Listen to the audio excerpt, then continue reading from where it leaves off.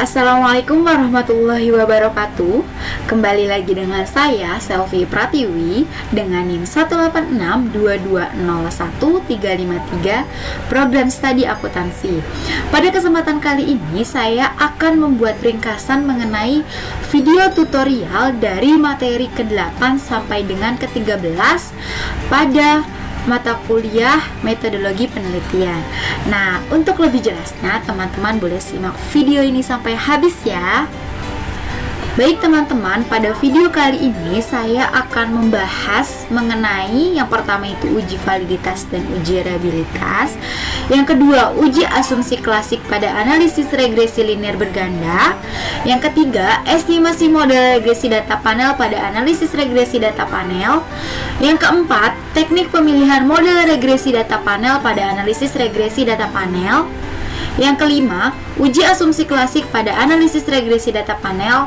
Dan yang keenam terakhir yaitu uji kelayakan model, koefisien, determinasi, dan uji T pada analisis regresi data panel.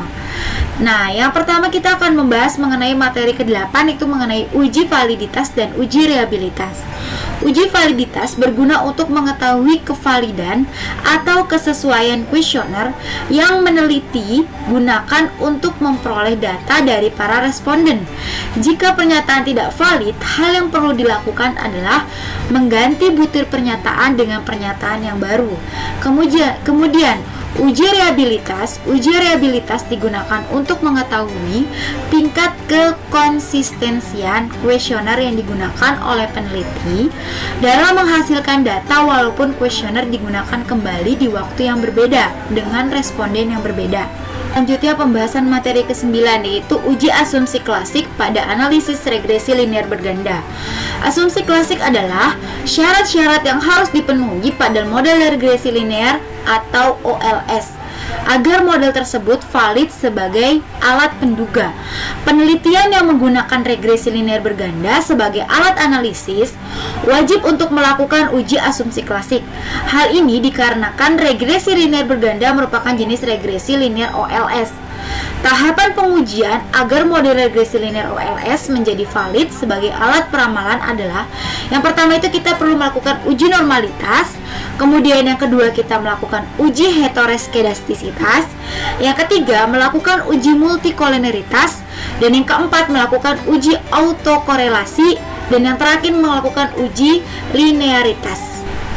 Selanjutnya pembahasan materi ke-10 yaitu mengenai estimasi model regresi data panel pada analisis regresi data panel.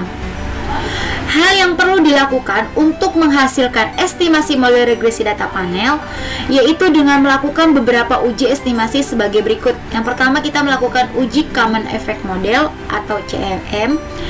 Kemudian yang kedua Fixed Effect Model atau FEM.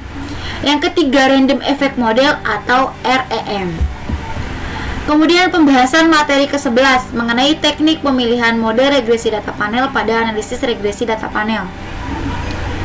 Hal yang perlu dilakukan untuk menghasilkan teknik model regresi data panel yaitu dengan melakukan uji sebagai berikut. Yang pertama itu uji Chow.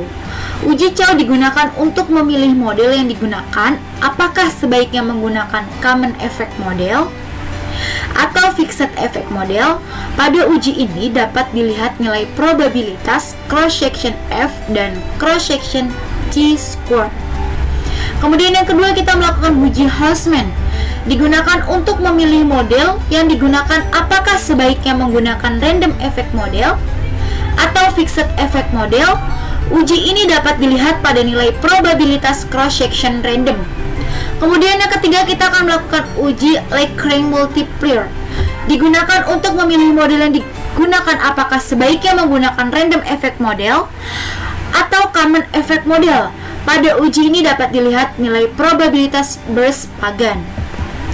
Kemudian materi ke-12 yaitu mengenai uji asumsi klasik pada analisis regresi data panel. Uji asumsi klasik adalah persyaratan statistik yang harus dipenuhi pada analisis regresi yang menggunakan pendekatan Ordinary Least Squared atau yang disingkat dengan OLS. Dalam teknik estimasinya, dalam uji asumsi klasik yang digunakan dalam regresi data panel itu kita akan melakukan uji multikoliniaritas dan uji heteroskedastisitas. Kemudian yang terakhir mengenai pembahasan materi ke-13 yaitu uji kelayakan model, koefisiens determinasi, dan uji T pada analisis regresi data panel. Uji kelayakan model atau biasa disebut dengan uji F digunakan untuk menjelaskan apakah semua variabel bebas yang dimasukkan ke dalam model secara bersama-sama mempunyai pengaruh terhadap variabel terikat, atau dengan kata lain model fit atau tidak. Kemudian koefisiens determinasi menjelaskan seberapa jauh kemampuan model regresi dalam menerangkan variasi variabel bebas mempengaruhi variabel terikat. Semakin besar R squared akan semakin baik karena hasil ini mengidentifikasi semakin baik variabel independen dalam variabel dependen. Uji T menjelaskan signifikansi pengaruh variabel bebas secara parsial terhadap variabel terikat. Kemudian, pada uji T, hipotesis yang dilakukan yaitu berdasarkan perbandingan T statistik dengan T tabel. H0 jika nilai T statistik lebih kecil dari T tabel, HA jika nilai statistik lebih besar dari T tabel.